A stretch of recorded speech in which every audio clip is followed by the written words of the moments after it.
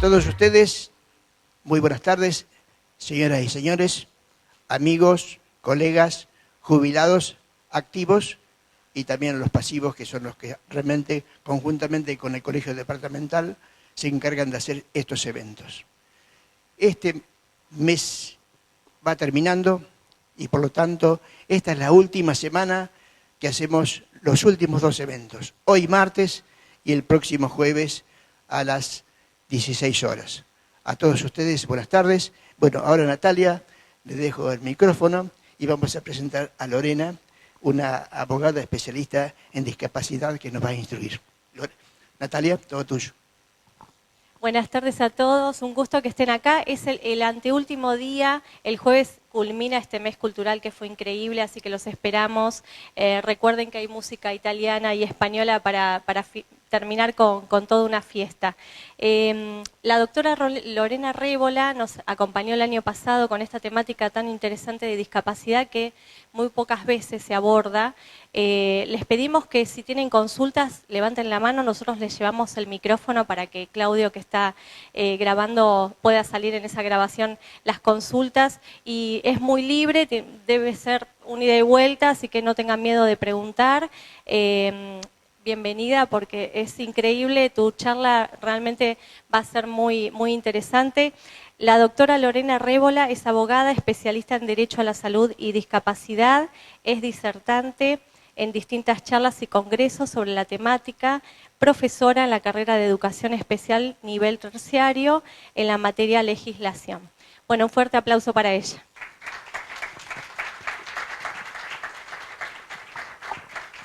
Bueno, buenas tardes, muchas gracias a Natalia y a todo el equipo que integra esta comisión por haberme invitado nuevamente a participar del mes cultural del Colegio de Martilleros y Corredores Públicos del Departamento Judicial de Mar del Plata, así que la agradecida soy yo de poder compartir esta tarde con ustedes. Como dijo Natalia, no tengan miedo de hacer preguntas, dudas, inquietudes que tengan, las vamos canalizando. Yo armé un PowerPoint, algo bastante también sencillo, pero con algunos puntos como para poder ir delimitando de qué se trata este tema de la discapacidad y de las personas con discapacidad hoy en día y los avances que ha habido legislativamente sobre la temática. Bueno, los derechos de las personas con discapacidad tienen un eje central hoy en día, que es la Convención sobre los Derechos de las Personas con Discapacidad, porque es el último de los instrumentos internacionales sobre la materia que se sancionó a nivel mundial y que nuestro país rápidamente ratificó, lo que implicó a que la convirtiera en ley y que hoy se encontrara y se encuentre junto con la Constitución Nacional en un pie de igualdad. Eso permite y le da el carácter jerárquico a este instrumento internacional, por eso es sumamente importante, porque es un avance en la temática de la discapacidad y permite que hoy toda persona que transite una situación de discapacidad pueda valerse de esta convención para hacer justamente valer sus derechos.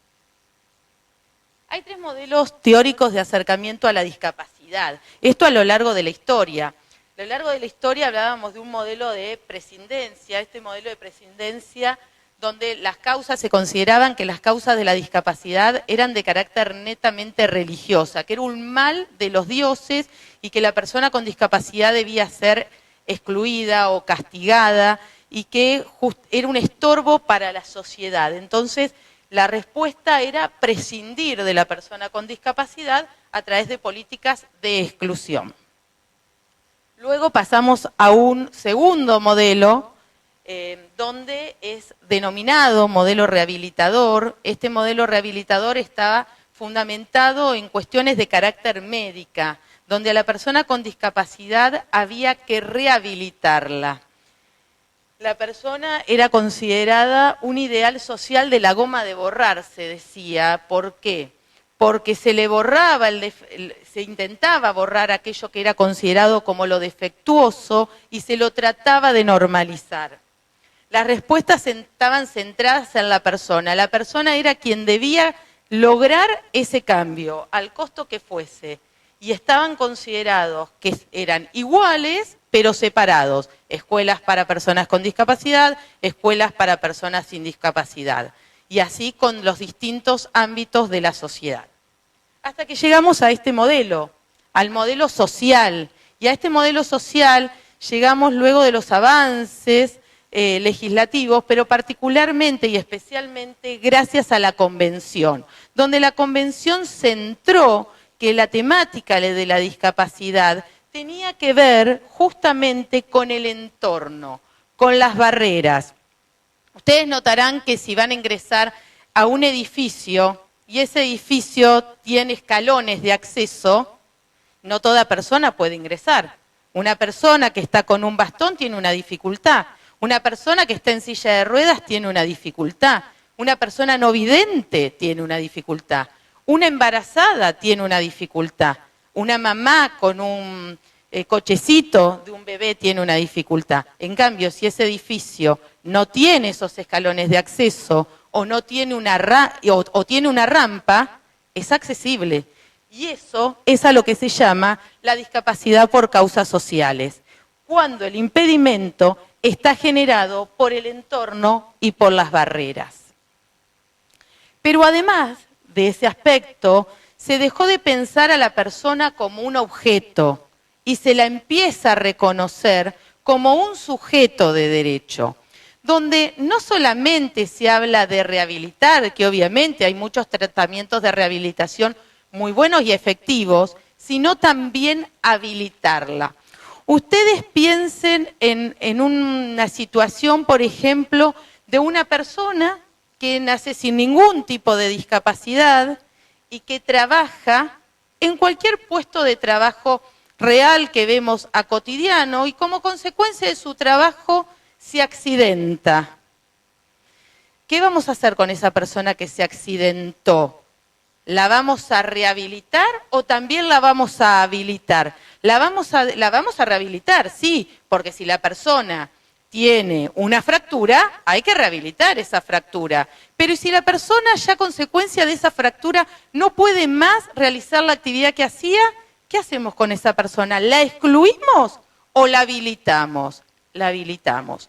Eso es lo que lleva a este sistema de modelo social. Por eso es tan importante, porque a veces cuando uno piensa en la discapacidad, piensa en aquella persona que ya nació con una discapacidad.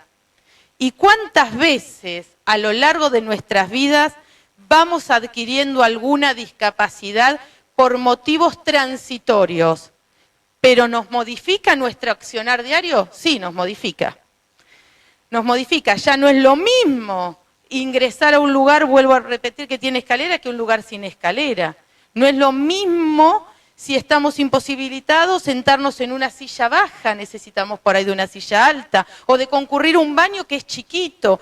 ¿Cuántas veces pasa en un café acá en la ciudad de Mar del Plata que hay tantos cafés y que los baños están o en un primer piso o son tan pequeños que ni siquiera una persona con un poco de obesidad puede ingresar a veces, ni hablar de una persona con una discapacidad o una imposibilidad motriz? Entonces, la persona es considerada un sujeto de derecho, no de compasión en este sistema, el entorno lo presentan las barreras y a pesar de que haya una discapacidad, la persona tiene un potencial que puede desarrollar. Por eso hoy ustedes quizás han escuchado en algún momento que se habla de la diversidad funcional. Es como un término que ha aparecido en este último tiempo, muchas veces cuando hablan de discapacidad, y dice, tiene una discapacidad funcional. Y muchas veces la persona se pregunta, ¿y qué es la discapacidad funcional o la diversidad funcional? Diversidad porque en un mismo ambiente hay muchos y distintos. Entonces el término para el que las personas realicen actividades de múltiples formas a causa de una diferencia física o cognitiva. El objetivo es quitar las etiquetas que devalúan al individuo y enfocarse en la persona y no en sus diferencias. Porque acá ya no está el foco puesto en la persona, sino es la sociedad, la comunidad, la institución la que se tiene que adaptar a la persona y no la persona al lugar. Por eso se habla de habilidades y capacidades, de igualdad de oportunidades. Porque si nosotros corremos todas estas barreras, justamente aparece la igualdad de oportunidades. Porque la igualdad no es la equidad. La equidad es o darle a cada uno lo que necesita. En cambio, la igualdad de oportunidades es la posibilidad de que esa persona pueda acceder.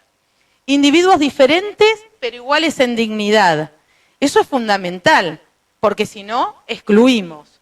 Aspira a erradicar la discriminación en razón a la diversidad funcional. Esto es un eje que centra la Convención justamente en erradicar la discriminación, porque a lo largo de la historia hemos vivido discriminaciones raciales, religiosas, pero la discapacidad también muchas veces se ha enfrentado a actos de discriminación, positiva y negativa. A veces por demás cuando el pobrecito, y estamos discriminando positivamente. Y a veces desde la discriminación negativa por no permitir que esa persona o ingrese o participe o se desarrolle. En este aspecto se carece de connotaciones negativas, siendo únicamente descriptivas. Cuando decimos la persona tiene autismo, describimos, tiene TGD, tiene síndrome de Down, es no vidente, hacemos una descripción, pero eso no quiere decir que tenga una connotación negativa. Por eso en los últimos años han desaparecido muchos términos que antes se utilizaban. Niño con necesidades educativas especiales. ¿Por qué niño con necesidades educativas especiales? Si todos los que hemos transitado la escolaridad hemos tenido necesidades educativas diferentes una al otro. Claro. Entonces, persona que padece, persona con discapacidad. Después veremos cuál es el diagnóstico clínico, médico y cómo hay que trabajar y cómo hay que habilitar y rehabilitar también, porque acá juegan ambos términos en el día a día de la persona, pero no por eso le vamos a poner un sello ni le vamos a generar una connotación negativa. En estos últimos tiempos ustedes vieron que todo avanza y a veces se avanza por de más y a veces también por de menos. Hay mucho cuestionamiento con los diagnósticos, porque si le ponemos un diagnóstico, ¿le estamos poniendo una etiqueta? No, la idea no es poner un diagnóstico para que haya una etiqueta, y no hablo particularmente de la discapacidad. ¿Saben con lo que sucede mucho también con las personas adultas? Cuando empiezan a transitar una enfermedad de Alzheimer. Y entonces aparece el primer choque con la familia, que van a una institución o va a un médico y le dice, su mamá, su papá tiene Alzheimer. Y parece que le dieron el diagnóstico de la persona al día siguiente va a morirse, sin posibilidad de nada. Entonces hoy se cuestiona mucho cómo trabajar con la familia también esas cuestiones de diagnósticos. Porque aunque parezca mentira, muchas veces le es más fácil a las madres y a los padres aceptar el diagnóstico de un hijo que a los hijos aceptar el diagnóstico de una madre o de un padre. Esto creo que nos hace una descripción a lo largo de la historia, ¿no? Fíjense en el que dice exclusión. En este que dice exclusión, teníamos a las supuestas personas normales todas en un mismo lugar y a todas aquellas personas con algún tipo de discapacidad excluidas por afuera. Luego pasamos al sector de la segregación. Los tomamos pero separados. Los normales en un lugar, los llamados no normales o discapacitados en otro lugar. Así eran las terminologías que se utilizaban. Luego pasamos a un sistema de integración, hasta no hace mucho tiempo atrás, donde la integración era, están con nosotros, pero también un poquito por afuera, separado. Entonces, si vos vas a un baño, tenés el baño de mujer, el baño de hombre y en el medio el baño de discapacitados. Es el ejemplo más claro. Eso es integración. En cambio, en la inclusión, que es el paradigma actual, estamos todos en un mismo lugar. Entonces, en el baño tiene que estar el baño de damas y adentro del baño de damas tiene que haber un baño que a veces puede estar separado, a veces no. Lo ideal sería que no, que el mismo baño fuese para todos, porque también encontrás una persona operada de cadera que le cuesta acercarse a un inodoro bajo y no por eso tuvo una discapacidad a lo largo de su vida. El sistema hoy, el paradigma actual es la inclusión. La inclusión en el sistema educativo, los chicos o los jóvenes con discapacidad tienen que transitar la escolaridad común. Y aquellos que necesiten el apoyo de una escuela de educación especial van a tener, pero como un apoyo, no como la regla general, donde excluíamos o donde integrábamos. Ustedes habrán escuchado hablar en los últimos años, en realidad desde el año 1995, con la sanción de la Ley Federal de Educación, que apareció la integración. Entonces, se integraban los chicos a las escuelas. Esos chicos que se integraban a la escuela, en algunos casos, iban toda la jornada, pero por lo general no era así. Iban un ratito a la escuela común. Que decían, bueno, que participen del recreo, bueno, que participen de una salida. ¿Y qué hacían después? ¿No podían participar de una clase de sociales, que por ahí estaban viendo los dinosaurios? Sí, por ahí no comprendían la era, pero se podía trabajar de otra forma. Eso después empezó a aparecer y se llamaban adaptaciones curriculares. Después, a lo largo de la historia, fueron cambiando los términos y aparecieron otras terminologías más modernas, contenidos secuenciales, hasta que empieza un poquito a desaparecer y empezamos a hablar de inclusión.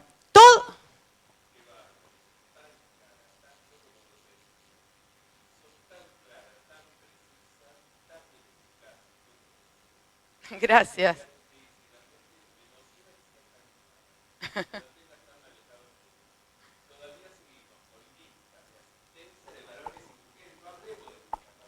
Y todavía seguimos con baños de mujeres, de hombres y de discapacidad, que en realidad tendría que haber un solo baño para todo el mundo. Exacto. ¿No? Estamos en un atraso total, pero realmente me encanta como explicas. Sos muy clara. Bueno, muchas gracias. Tendrías que dar una charla para las escuelas, a ver si les entra un poquito. Yo soy docente hace 34 años. Sí.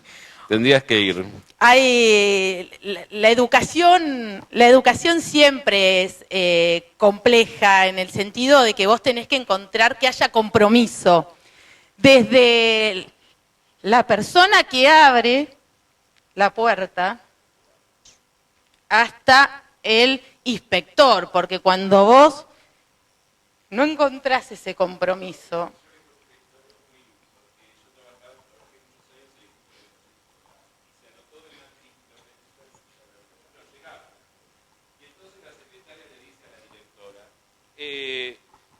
Esta chica, ¿la anotamos o no la anotamos? Está en silla de ruedas y la directora, una mujer súper preparada, dijo, pero escúchame, ¿qué preguntas es? Anotala. Y vos fijate, tenía una discapacidad motriz. Motricis, era motriz. Con lo cual, intelectualmente, no había ninguna situación que le imposibilitara a esa alumna transitar su escolaridad. Por eso explicás tan claro. Lo que pasa es que es un problema de nivel de conciencia. La gente no toma conciencia que lo que le pasa al otro, algún día en la vida te va a pasar a vos. Claro, y además, viste, falta también en las currículas, porque vos te encontrás con profesores o con maestros que dicen, ¿y ahora qué hago? Como si fuera mucho más difícil trabajar con un chico con discapacidad que con un chico con problemas de conducta. Y en definitiva, por lo general siempre les es más fácil trabajar con el chico con discapacidad que con el chico con problemas de conducta. No te quepe la menor duda.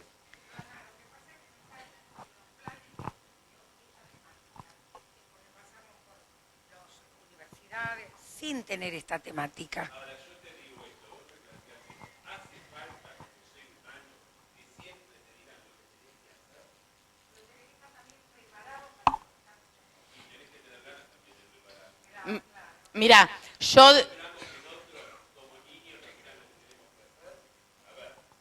Sí.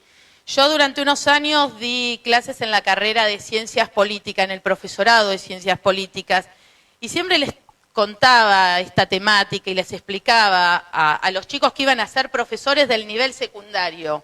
Y muchos me decían, pero ¿para qué nos hablas de este tema? ¿Por qué tenemos que estudiar esto? Hoy me los encuentro en la calle y me dicen, qué suerte que nos los explicaste, porque hoy tenemos en las aulas un montón de chicos con discapacidad. Y si no nos hubieses dicho de qué se trataba, nadie en los 4 años de carrera, yo daba en el 4º año, nadie en los 4 años de carrera nos los había dicho. Entonces, hoy todavía falta. Si bien se ha avanzado mucho, porque inclusive hay también algunas cuestiones de obligación ahora en dependencias públicas. La ciudad de Buenos Aires en eso viene un poquito más adelantada que la provincia y que la nación en educar al personal público y al personal de las escuelas a tratar a una persona con discapacidad, como también a tratar a un adulto mayor. Porque les pasará a muchos de ustedes, propiamente dicho ustedes, o porque lo ven, cuando van a un banco y le dicen, lo tiene que hacer por el cajero. Y la gente se queda con la tarjetita en la mano y dice, ¿cómo lo hago? Ah, espere. Y van pasando, pasa uno, pasa otro, y este pobre que no lo sabe hacer y que está esperando la buena predisposición de una empleada, y que no lo sabe hacer porque nació en una era donde no había computadoras y no había cajeros automáticos. O pasa, hoy el otro día lo veía en el HPC, un señor va a pedir un turno, no, es por la aplicación. No sé cómo es eso, le dice el señor, por el celular. No tengo celular, dijo el señor. Dígale a su nieto. Vive en el sur, mi nieto. Y su hija también, o su hijo también en el sur. Y seguramente esa chica tenía una computadora enfrente y se lo Exacto. podría haber sacado en ese momento. Eso es una discriminación Exacto. total.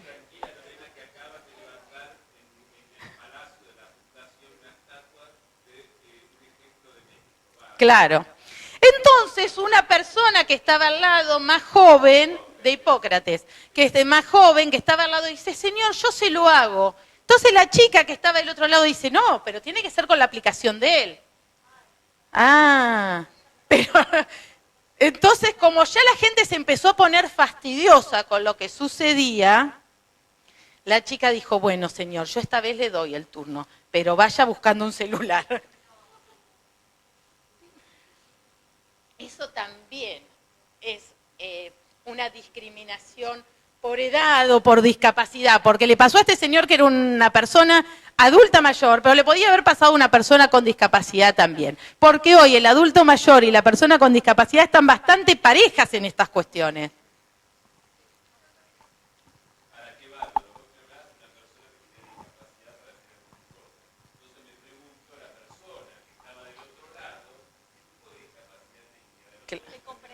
Claro, claro. Yo quería hacer saber que no entiendo a veces por qué las personas se ponen a discutir cuando en realidad solucionar el problema de esa persona que está incómoda o no lo puede hacer, en menos de medio minuto lo soluciona. Y se pasan a veces 2 minutos discutiendo en vez de solucionarlo. Es decir, falta de comprensión. De hecho, acá se le hizo una fila de 5 o 6 personas cuando era más sencillo haberlo resuelto dándole el turno al señor y que el señor fuera para su casa tranquilo y ella continuaba atendiendo. Pero sí, es a veces esa no ponerse en el lugar del otro, muchas veces. Entonces, hoy estamos en este sistema, en el de la inclusión, aunque, como decíamos recién, todavía falta. Pero bueno, donde más se nota, donde más se puede avanzar con todas las dificultades y todo, es en los sistemas educativos, porque ahora el sistema educativo tiene que recibir en sus aulas a todo tipo de población. Y no puede decir que no, independientemente de cuál sea la situación que la persona tiene. Y tratar de trabajar con esa persona en el llamado establecimiento común. ¿Por qué todavía se sigue distinguiendo? Porque las escuelas de educación especial siguen existiendo y van a seguir existiendo. Porque también, que es el gran miedo que muchas veces tienen las escuelas de educación especial. Las escuelas de educación especial en un tiempo decían, nos quedamos sin matrícula. nos quedamos sin matrícula, ¿qué vamos a hacer? Las del Estado, bueno, eran reubicadas, pero las privadas estaban desesperadas cuando vino la modificación y el traspaso de la integración a la inclusión. Hoy les aseguro que tienen listas de espera las escuelas de educación especial. No solamente porque hay muchos chicos que aún siguen transitando en su jornada completa o media jornada dentro de una escuela de educación especial, por tipos de patología que a veces necesitan de esa contención y asistencia permanente en un establecimiento de esta envergadura, sino porque hoy cumplen también otra función, que es la de orientar. Entonces aparece la figura de lo que antes era la maestra integradora, hoy la maestra inclusiva, que concurre, no es lo ideal, porque no es esa lo que dice la nueva normativa, que concurre a la escuela y asiste a los chicos, sino que la función hoy es darle al maestro de grado o al profesor las herramientas para que ese maestro o ese profesor trabaje en el aula con ese alumno que tiene una discapacidad. Todavía está muy mezclado en educación el sistema entre integración e inclusión, por esta cuestión de que todavía hay muchas maestras que van, no le llaman más maestra integradora, maestra inclusiva, le llaman ahora, pero sigue concurriendo a la escuela cuando en realidad debería reunirse con la maestra, el equipo, la directora y darle los mecanismos y estrategias adecuados para que puedan alcanzar los aprendizajes en igualdad de condiciones con los demás alumnos. Entonces, la convención ha traído también otras palabras. Yo ahora después en una la nombro, pero se los menciono ahora también, que es el tema de los ajustes razonables. Esto que yo les decía antes de las adaptaciones curriculares o los contenidos secuenciales, hoy son ajustes razonables. ¿Qué es el ajuste razonable? Es ajustar a las necesidades de cada persona o de cada alumno. Entonces no es para todos lo mismo, sino para cada cual lo que necesita. Pero bueno, de aquel proceso, de aquel sistema de exclusión a este de inclusión, la verdad que hemos avanzado bastante.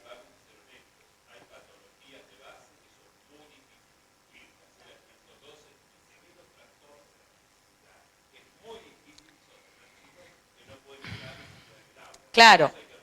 Por eso te decía que las escuelas especiales no desaparecen, porque hay patologías que además están asociadas con patologías psiquiátricas o de salud mental, donde ahí hay otros componentes, donde la persona necesita de medicación, entonces de otros tipos de controles y asistencia, donde no pueden alcanzar la lectoescritura por más estimulación que tengan. Entonces son establecimientos que conviven en conjunto con el establecimiento llamado común. Lo que pasa que en un momento se consideraba que independientemente de cuál sea la patología que la persona tuviese, que antes estaban clasificadas, como vos decís, el leve, moderado, severo, hoy no se utilizan más esas terminologías, porque se considera que justamente era ponerle un poquito de etiqueta a la persona, sino que la persona tiene una discapacidad o una afectación de salud mental y punto. Hoy las escuelas acompañan en el desarrollo y en el tránsito escolar. Entonces, no van a desaparecer para tranquilidad de las escuelas especiales, cumplirán otra función. Como les digo, hoy en esta función de acompañar a los chicos en las escuelas, no todos los chicos, porque hay muchos chicos, los chicos con autismo, algunos tipos de autismo, algunos tipos de TGD no necesitan tampoco el acompañamiento de educación especial, porque otro tema que teníamos y otro problema que era muy problemático para muchas familias era la obligatoriedad del sistema en la doble matriculación. La persona debía estar inscripta en el establecimiento llamado común y en el establecimiento especial. Eso se llama doble matriculación, independientemente de que a la escuela especial no fuera nunca. Hoy algunas patologías, eso lo establecía por ley en Provincia de Buenos Aires, hoy algunas patologías no requieren más de la doble matriculación. Y si el chico puede estar incluido en una escuela, está en una escuela. Y si necesita de ambas, participan ambas. Entonces hoy tenemos leyes con carácter inclusivo, se abandonó el paradigma tutelar por la adaptación de un paradigma integral de derechos humanos. A veces el término derechos humanos está tan utilizado y a veces tan mal utilizado.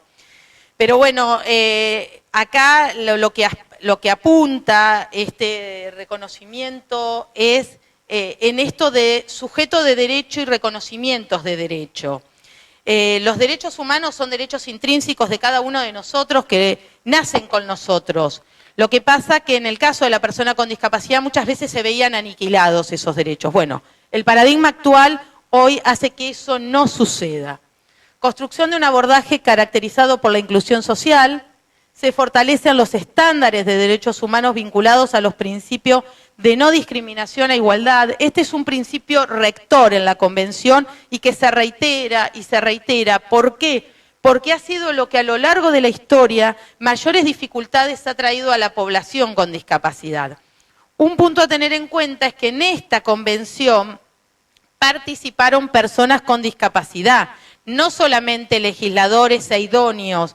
Entonces, este es un punto que se ha trabajado mucho y por eso se remarca. Modelo social, como decíamos, de la discapacidad y la persona considerada sujeto de derecho. La Convención sobre los Derechos de las Personas con Discapacidad tiene como propósito promover, proteger y asegurar el goce pleno y en condiciones de igualdad de todos los derechos humanos y libertades fundamentales por todas las personas con discapacidad y promover el respeto de su dignidad inherente. Un poquito es el resumen de todo lo que hablábamos, cuál es el propósito hoy de la Convención. ¿Cómo la define la Convención a la persona con discapacidad? Porque también se ha ido modificando el concepto de persona con discapacidad. La Convención nos dice que las personas con discapacidad incluyen aquellas que tengan deficiencias físicas, mentales, intelectuales o sensoriales a largo plazo, que al interactuar con diversas barreras puedan impedir su participación plena y efectiva en la sociedad en igualdad de condiciones con los demás. Esto que hablábamos de los escalonios, ¿cuántas veces en las escuelas han tenido un hijo, un nieto que se ha quebrado y tenía clase en un primer piso? Y han tenido que bajar el aula para que ese chico pueda participar. Vos que estás en educación lo sabés. Bueno, esto es lo que hace, volvemos a hablar de las barreras. Generalmente desde la accesibilidad es donde más se visualiza la barrera. Acá en Mar del Plata hay mucho problema con las personas no videntes y las veredas de los cafés, porque invaden, y de las fruterías. Hoy los kioscos de diarios y revistas han desaparecido, o sea que es un problema menos, pero todavía hay mucho que no respetan las líneas, entonces eso ocasiona muchas dificultades en el tránsito diario, tanto para el no vidente como para la persona que transita en silla de ruedas. Certificado único de discapacidad. El certificado único de discapacidad es el documento que certifica y acredita la discapacidad de la persona. ¿Es importante tramitarlo? Sí. Es sumamente importante, porque genera más beneficios que perjuicios. Hay gente que a veces dice, sí, pero voy a quedar anotada en un registro. No, es lo de menos quedar anotada en un registro. Los beneficios que el certificado de discapacidad otorga son muchos, sobre todo en materia de cobertura de salud, porque permite que la persona tenga el 100% de cobertura en materia de salud cubierta. Es un documento público, es intransferible, es de validez nacional, eso es sumamente importante. Si conocen a alguien que todavía tiene de los viejos certificados, díganle que haga el nuevo, porque antes había certificados nacionales y certificados provinciales. Entonces, dependiendo del trámite que tenía que hacer, le pedían uno u otro. Si quería ir a solicitar un pase de transporte, si el colectivo iba por ruta nacional, era el nacional, si iba por ruta provincial, era el provincial. Si tenía IOMA, necesitaba el provincial, pero si tenía una obra social nacional, necesitaba el nacional. Se iba a Jujuy de vacaciones y el certificado no le servía porque era emitido en la provincia de Buenos Aires. Entonces la gente terminaba haciendo el provincial y el nacional. Bueno, eso traía muchas complicaciones, por suerte alguien se iluminó en algún momento y dijo, hagamos un certificado único de discapacidad para que tenga validez en todo el territorio de la República Argentina. Hoy, a través de Mi Argentina, también se puede pero se puede visualizar el certificado. Es emitido por una junta evaluadora, cada jurisdicción tiene juntas evaluadoras, hay muchas juntas evaluadoras porque son dependientes se les delegó la facultad a los municipios, entonces hoy inclusive se tramitan online porque uno carga nombre, apellido, DNI, sexo y un mail, sobre todo acá en Mar del Plata que está muy digitalizado la tramitación del certificado, y una vez que cargó todos esos datos le van a tirar un ticket con un número y luego le va a llegar al mail y va a decir, bueno, ¿usted qué necesita? Renovarlo, solicitarlo, complete toda la documentación, nos las envía por mail y luego le otorgamos un turno para que concurra a la Junta. El día que van a la Junta se emite el certificado. Ahora no les puedo, yo antes siempre decía, bueno, tienen que tener suerte ese día que haya luz, papel y tinta, porque generalmente siempre había algún tipo de problema. Ahora esos problemas ya no existen porque se hace digital, así que se lo mandan en PDF. Así que ahí es un problema menos. Es voluntario, es gratuito, permite el acceso a prestaciones y beneficios y da acceso a derechos. Es el único requisito realmente que acredita la discapacidad y además tiene una validez por 10 años. Ahora ustedes muchos habrán escuchado que no se renuevan más los certificados de discapacidad. Es un poquito engañosa la resolución. El año pasado salió una resolución que decía que había que actualizarlos. Entonces no vencían, pero había que actualizarlo. ¿Qué pasaba si llegaba el vencimiento y no lo actualizaba? Y me quedaba sin las prestaciones y la obra social no me las quería dar, porque era eso lo que decía la resolución. ¿Quiénes los tenían que actualizar? Todos, a medida que iban venciendo. Nada más que no se renovaban, se actualizaban, era un juego de palabras. Hace menos de 2 meses se dictó una nueva resolución donde establece qué tipo de certificados no se renuevan más y cuáles sí. Y ahí clarificó un poco, porque obviamente en patologías que no van a cambiar desde que la persona nació hasta que la persona murió, esas no se cambian más. Pero aquellas otras que tienen modificaciones, porque también hay que pensar que la discapacidad es dinámica en muchas cuestiones. Entonces, en aquellas cuestiones donde puede haber variables, ahí sí se actualizan, se modifican. Por ejemplo, una persona muchas veces tiene un problema auditivo, le dan un audífono, el problema se solucionó con el audífono. Y a veces la Junta dice, bueno, por ahí no lo requiere más o lo requiere por menos tiempo, etcétera, etcétera. Derecho de las personas con discapacidad. A igual reconocimiento como persona ante la ley, a ejercer sus derechos por sí mismo y que se respeten sus decisiones, a contar con apoyos que respeten sus preferencias y voluntad para la toma de decisiones si lo necesitan.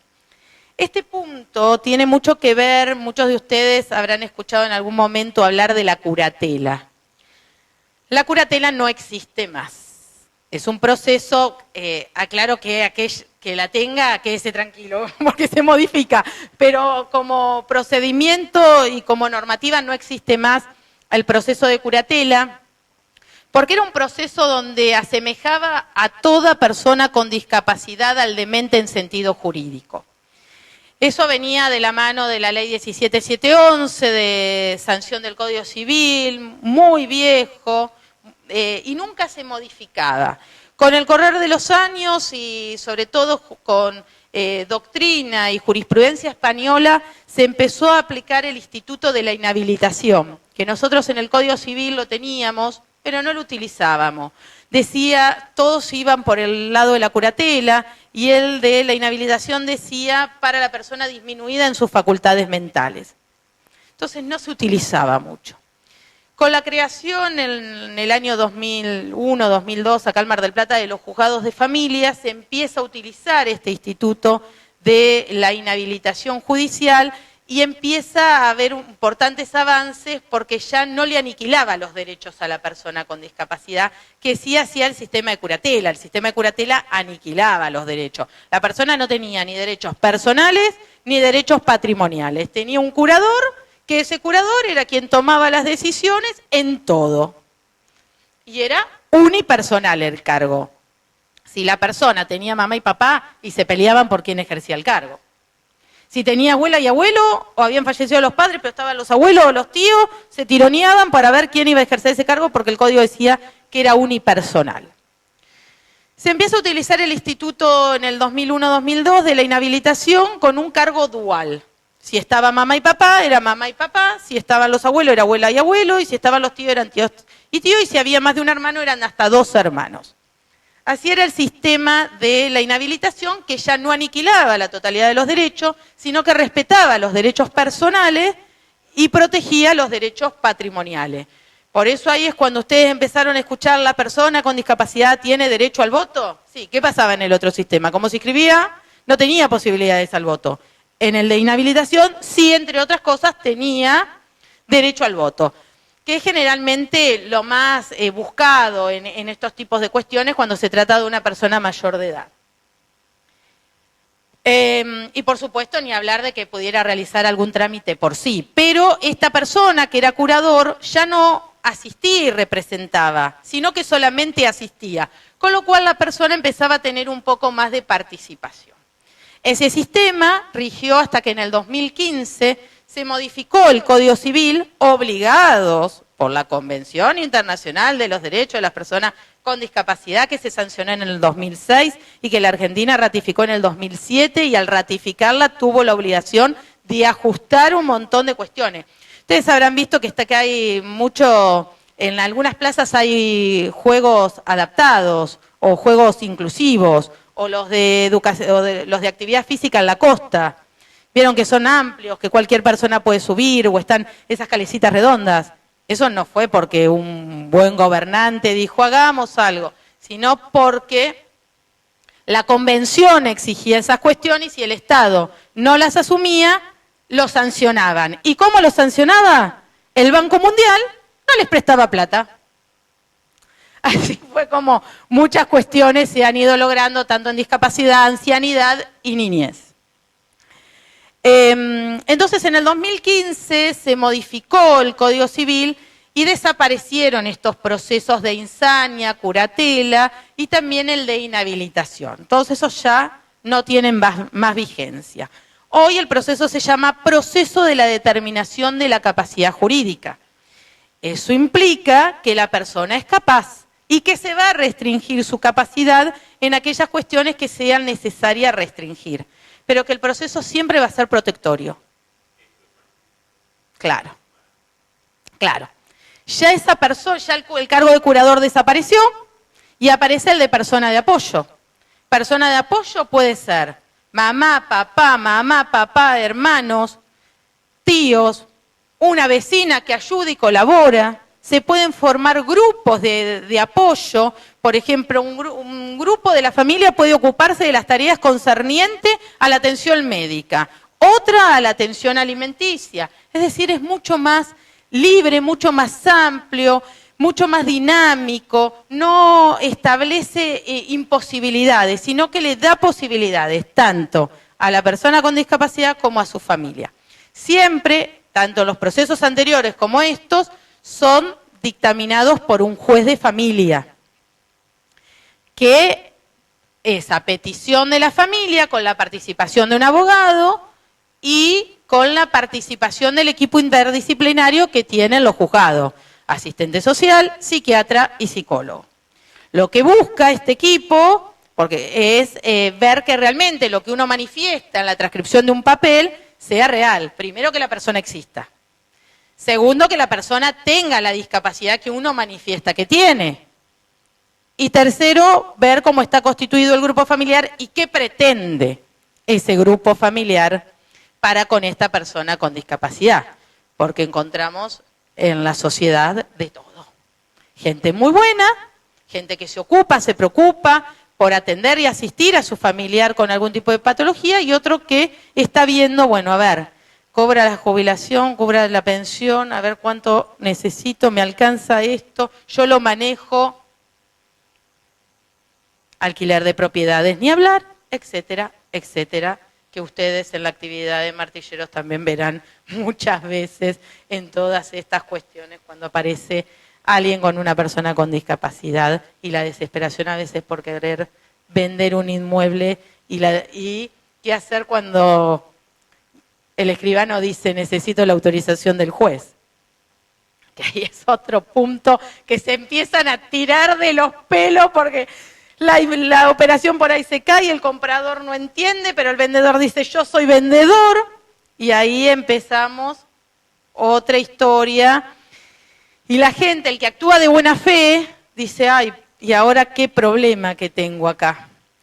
No es un problema, pero lleva tiempo y dinero. Hay que cumplimentar distintas etapas, aprovecho y se los explico en esos casos. Cuando hay que requerir una autorización judicial, se pide una evaluación del inmueble, que tiene que ser real el valor, porque la asesora si no tironea para decir no. Entonces siempre se acompañan dos. Entonces siempre hay que tener alguna inmobiliaria amiga para decirle, dame otro.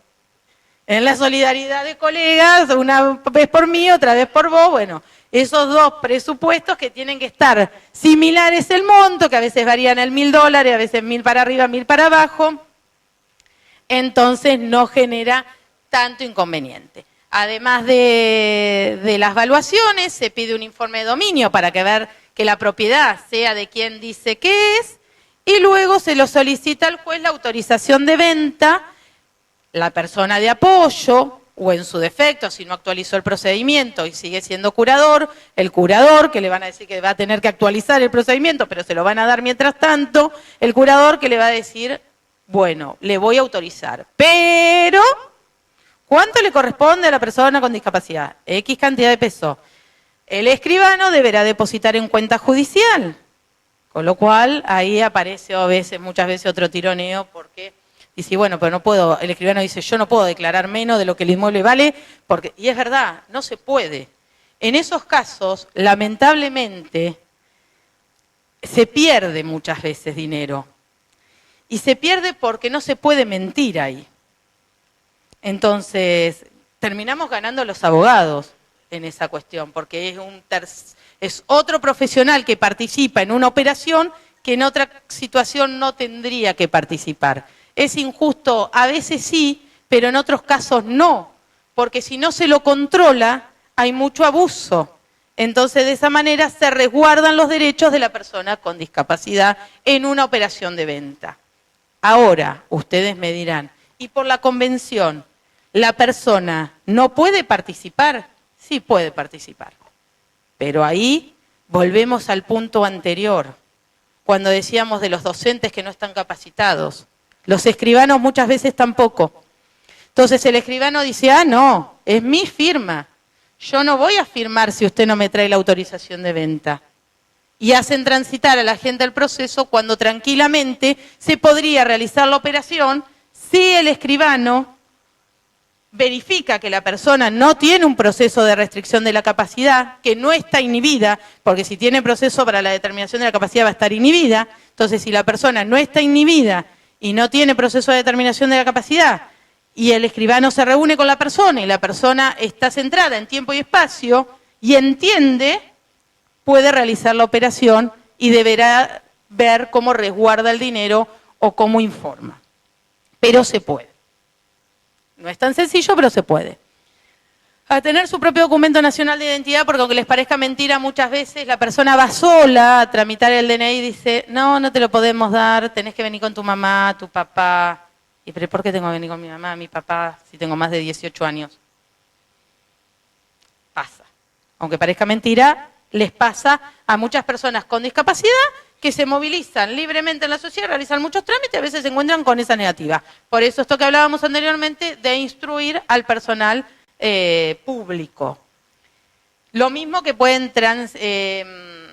tramitar tarjeta de crédito, tarjeta de débito, realizar plazos fijos, tenerlos sus nombres, es decir, todo tipo de operaciones bancarias también las pueden realizar. Lo que está más controlado son las ventas, no los movimientos bancarios. Derecho a la accesibilidad, que ya lo hemos hablado, derecho a vivir de forma independiente y a ser incluido en la comunidad, esto que decíamos del trámite del DNI, entre otros, derecho a la movilidad personal con la mayor independencia posible, poder tomar un colectivo, poder moverse en la ciudad caminando sin dificultades, esto que comentábamos de los cafés muchas veces, derecho a participar en la vida cultural, las actividades recreativas, el tiempo libre y el deporte, derecho a participar en la vida política y en la vida pública, derecho a la habilitación y rehabilitación en su conjunto, ambos dos, derecho al respeto del hogar, de la familia y de las relaciones personales. Sí.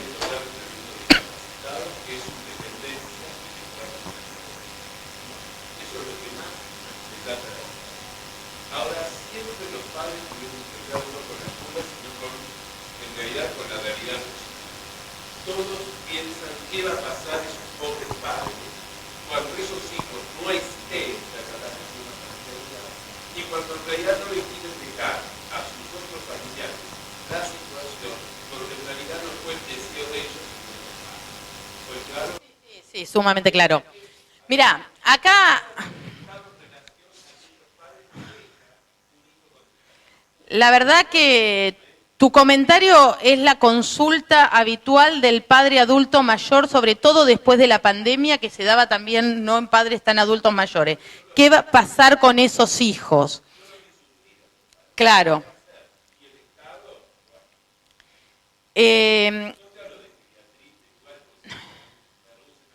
A hogares. Hay hogares para personas con discapacidad, muy pocos en la ciudad de Mar del Plata, a decir verdad. Tampoco hay demasiada... No, hay algunas instituciones privadas, hay algunos hogares privados, más allá de Don Orione. Hoy realmente suple mucho la función de los hogares, de los hogares para personas con discapacidad. Muchos han nacido de la mano de centros de día. Los centros de día en su mayoría fueron creados por propios familiares que se encontraban, sobre todo en otra época, que sus hijos no tenían qué hacer o dónde ir, entonces constituían entre 2 o 3 mamás o papá un centro de día y a través del centro de día realizaban distintas actividades y algunos de esos centros de día crearon hogares para que los chicos vivieran ahí, en algunos casos durante la semana y en otros pensando en el después. No hay tantos hogares, hoy se suple mucho ese faltante de hogares, de hogares para personas con discapacidad con el hogar geriátrico. Claro, no es lo mismo. Hay otros dispositivos, generalmente siempre hay dentro del grupo familiar alguna persona que se hace cargo de ese familiar con algún tipo de discapacidad. Hoy la persona con discapacidad ante la eventualidad del fallecimiento de sus padres, es beneficiaria de las jubilaciones de sus padres, convertida en pensión derivada a su favor. Entonces, ¿eso qué hace? Facilita mucho a veces que la familia o los familiares se hagan cargo, porque ya dejó de ser una carga como era en otro tiempo, donde no existía esa posibilidad y además la familia de atender a la persona tenía que hacerse cargo de todos sus gastos. Hoy, aunque les parezca mentira, eso es lo que lleva a que muchas veces haya familiares que se hagan cargo. Triste pero real. Triste pero real. Y ni les cuento a veces cuando viven del grupo familiar de esas jubilaciones o de ese beneficio que la persona con discapacidad recibe. Sí. También acá, hablando de esto del tema de la independencia, pensé que tu pregunta iba a apuntar a este tema. Muchas veces cuando se los quiere incluir o quieren que trabajen en algún lugar y tienen una pensión no contributiva. Una pensión no contributiva que en la provincia de Buenos Aires es muy poquito, ronda los 45.000 pesos, para que ustedes tengan una idea, no es que nadie se salva con esa pensión no contributiva. En Nación es mejor porque es el 75% del haber jubilatorio mínimo. Pero si la persona con discapacidad tiene una pensión no contributiva y empieza a trabajar en un trabajo en relación de dependencia, se le suspende la pensión. Y como siempre fue dificultoso tramitar las pensiones, la familia muchas veces dice, prefiero que no trabaje, pero que no pierda la pensión. Porque la pensión además viene de la mano de una obra social, que en el caso de la provincia es IOMA y en el caso de Nación es Incluir Salud, lo que antes era conocida como PROFE. Entonces, mal que mal, para coberturas como transporte, centro de día, hogares, Incluir Salud cubre. El resto no, porque la gente termina yendo al hospital regional porque no tiene cobertura. En el caso de IOMA tiene mayor alcance de cobertura, más allá de las dificultades que en estos últimos tiempos viene transitando IOMA, que bueno, ya es una cuestión netamente de corte político ahí. Político.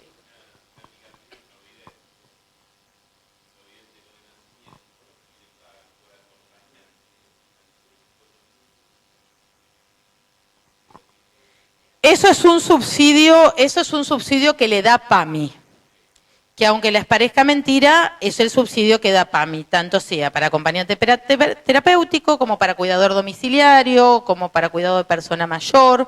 Es un subsidio mensual de 8.000 pesos. Hoy la hora de acompañante terapéutico en el mercado está rondando los 8.500 pesos la hora, con lo cual es imposible conseguir un acompañante terapéutico o un cuidador por ese valor. ¿En qué recae? En el amparo, procedimiento que ahora vamos a ver. Sí, sí, sí.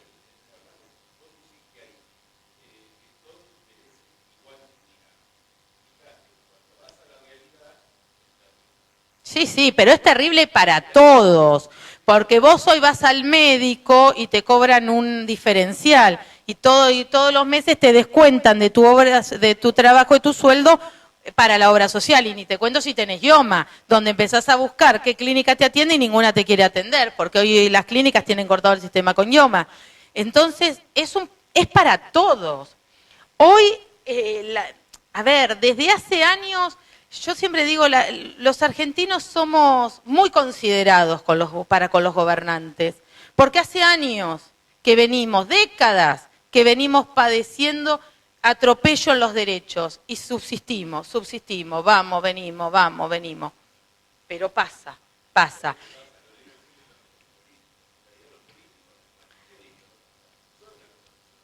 Sí. Por eso, exacto, y a esto quería... Sí, a esto quería concluirte lo que te estaba diciendo con el sentir de que lo importante es que las leyes existen, pero depende de nosotros, de cada uno de nosotros como ciudadanos hacer valer nuestros derechos. Lo importante es conocerlos, porque si nosotros no conocemos, el atropello es fatal. Entonces, si nosotros sabemos que existen leyes y que tenemos derecho, podemos acudir a distintos organismos públicos, privados, defensa del consumidor, defensor del pueblo, defensorías estatales para que nos represente un abogado, abogados particulares. Es decir, pero tenemos que saber que tenemos derecho a reclamar. Derecho a la salud. La Organización Mundial de la Salud dijo que era el completo estado de bienestar físico, mental y social, y no solamente la ausencia de enfermedad. Por eso es tan amplio hoy el término derecho a la salud. Derecho humano a la salud es el derecho a una mejor calidad de vida, un derecho de naturaleza prestacional, un derecho de la población al acceso a servicios médicos suficiente para una adecuada protección y preservación de su salud. Por eso es que dentro de este derecho a la salud hoy quedan incluidos muchos, queda incluido la educación, queda incluido los hogares geriátricos, los centros de día. Es decir, es mucho más amplio que solamente ir al médico a que me atienda porque me doblé el pie o porque tengo una gastroenteritis. Esto de los sistemas de apoyo, lo que hablábamos hoy con relación a estos nuevos procesos de determinación de la capacidad, donde desaparece la figura del curador y aparece el sistema de apoyo.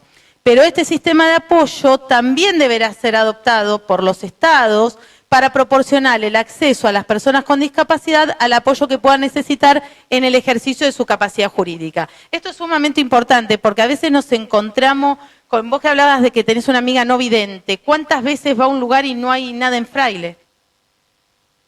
Braille. Claro. Yo cuento una situación que se vive muchas veces en los juzgados.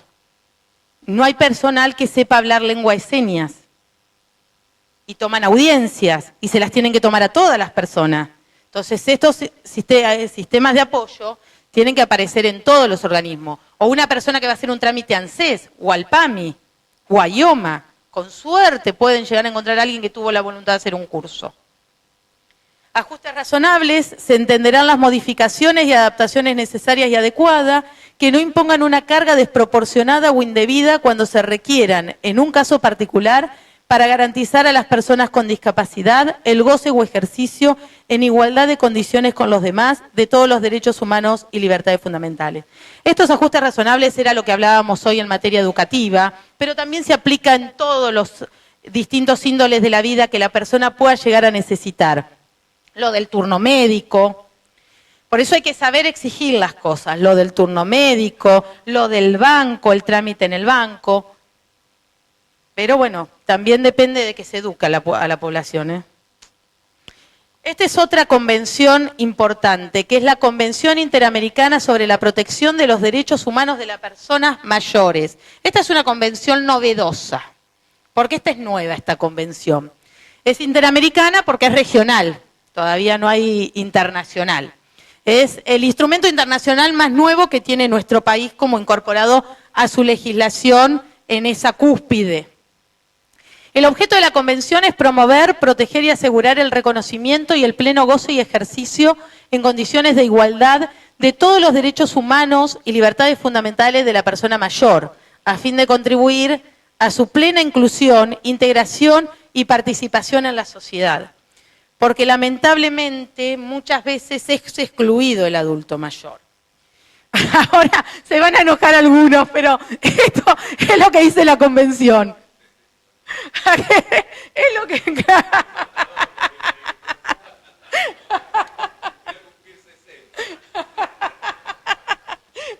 pero ya te llevas algo de esta charla, tenés una convención. Aquella de 60 años o más, salvo que la ley interna determine una edad base menor o mayor, siempre que ésta no sea superior a los 65 años. Este concepto incluye, entre otros, el de persona adulta mayor. Ustedes quizás habrán visto en algún tiempo, se repartieron, cuando recién apareció la convención en algunos comercios de la ciudad decía, atención prioritaria, persona mayor conozca sus derechos. Después lo sacaron, pero bueno, la convención existe. ¿En algunos están?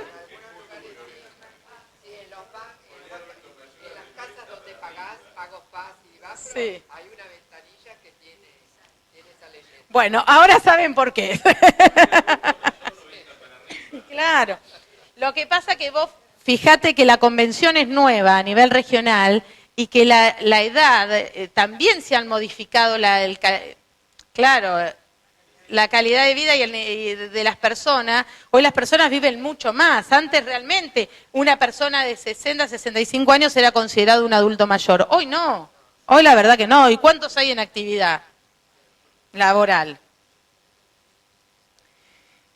La convención habla de algunas definiciones como es el abandono, la falta de acción deliberada o no para atender de manera integral las necesidades de una persona mayor que ponga en peligro su vida o su integridad física, psíquica o moral.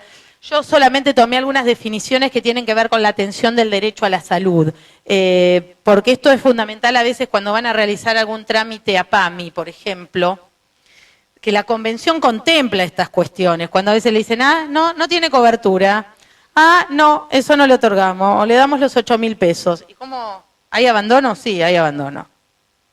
Cuidados paliativos, atención y cuidado activo, integral e interdisciplinario de pacientes cuya enfermedad no responde a un tratamiento curativo o sufren dolores evitables a fin de mejorar su vida hasta el fin de sus días. Esto es porque se incluye, porque vieron que está la figura del médico del dolor.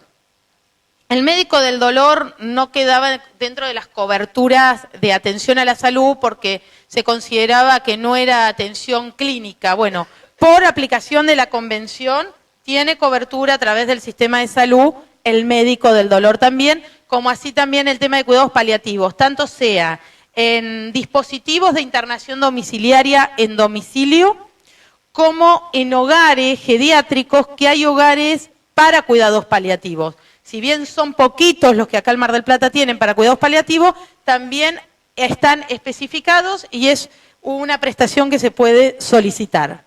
Maltrato, esto cuando sucede muchas veces, acción o omisión única o repetida contra una persona mayor que produce daño a su integridad física, psíquica y moral, y que vulnera el goce o ejercicio de sus derechos humanos y libertades fundamentales, independientemente de que ocurra en una relación de confianza. Negligencia, error involuntario, falta no deliberada, incluido entre otros el descuido, la omisión, el desamparo e indefensión que le causa un daño o sufrimiento a una persona mayor, a veces por la propia familia, a veces por un cuidador, a veces por un profesional de la salud que lo atiende. Discriminación también aparece acá, al igual que en la Convención Internacional sobre los Derechos de las Personas con Discapacidad, mismo alcance. Unidad doméstica u hogar, el grupo de personas que viven en una misma vivienda, comparten las comidas principales y atienden en común las necesidades básicas sin que sea necesario que existan lazos de parentesco entre ellos. Esto es porque muchas veces cuando las personas se nuclean para vivir juntas sin que sea un hogar geriátrico, que no es... Lo que la Convención busca con esto es que las personas compartan y que haya relaciones sociales y que no estén aisladas. Entonces, poder utilizarlo esto y que tenga una cobertura de prestación. Y vejez, construcción social de la última etapa del curso de la vida. Ustedes fíjense en que otra vez aparece acá el tema social. Es una construcción social, por esto que decíamos. Hoy una persona de 60 años, 65, 70, 80, no es una persona que está en la vejez, en muchos casos. Transita su vida, claro, como si tuviese 20 años menos. Anda tranquilo.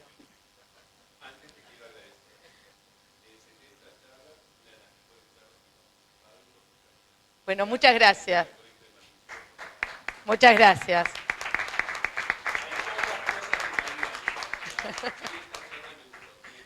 Bueno, gracias, te agradezco mucho. Chao, buenas tardes. ¿Y qué pasa cuando nada de todo esto se cumple? Aparece la garantía constitucional reconocida en la Constitución Nacional como en la Constitución de la Provincia de Buenos Aires, que es el amparo, acción de amparo, o juicio de amparo, como también se conoce. Se le hace un pedido al juez para poder defender los derechos fundamentales que son vulnerados por acción o por omisión. Algunos de estos derechos son la vida o la salud, que están íntimamente relacionados, porque si la persona no tiene resguardado el derecho a la salud, tampoco va a tener resguardado el derecho a la vida. Hay tantos otros derechos que se pueden pedir por medio de una acción de amparo, como son ambientales, derecho ambiental, buenas tardes, derecho ambiental y entre otros, o laborales, pero bueno, justamente siempre donde uno más focaliza es en el derecho a la salud. Y muchas gracias. Doctora, una pregunta. Realmente su exposición ha sido brillante y nos ha iluminado. Pero les quiero decir a todos ustedes, nosotros en Mar del Plata, mayormente, los que ya estamos jubilados, tenemos la obra social de IOMA. Y realmente yo he escuchado por la Federación de Martilleros, jubilados también de la provincia, que nos reunimos trimestralmente en la ciudad de La Plata, que tenemos mayormente problemas han tenido con IOMA. Pero en Mar del Plata tenemos una excepción, que alguien presentó un recurso de amparo, y les tengo que decir a todos ustedes, el que lo tenga, que IOMA, por suerte aquí en Mar del Plata, gracias a eso que dijo usted, doctora, funciona aceitadamente. Porque realmente hay que apretar y tener las herramientas necesarias para poder realmente cubrirnos de todo, sobre todo con las necesidades que tenemos a diario. Doctora, para usted ha sido una exposición brillante. Muchas, pero muchísimas gracias. Un fuerte aplauso. Muchas gracias. Muchas gracias. Muchas gracias. Brillante, brillante. Bueno, muchas gracias, muchas gracias. Sabés que el Colegio de Martilleros y Corredores Públicos siempre tiene las puertas abiertas para este tipo de disertaciones. Muchas, pero muchas gracias en nombre de todos. Muchísimas gracias a ustedes por la invitación y por permitirme compartir esta tarde. Con la coordinadora del Colegio de Martilleros en actividad. Sí, recuerden que hay cafecito en la salida, así que los esperamos todos ahí.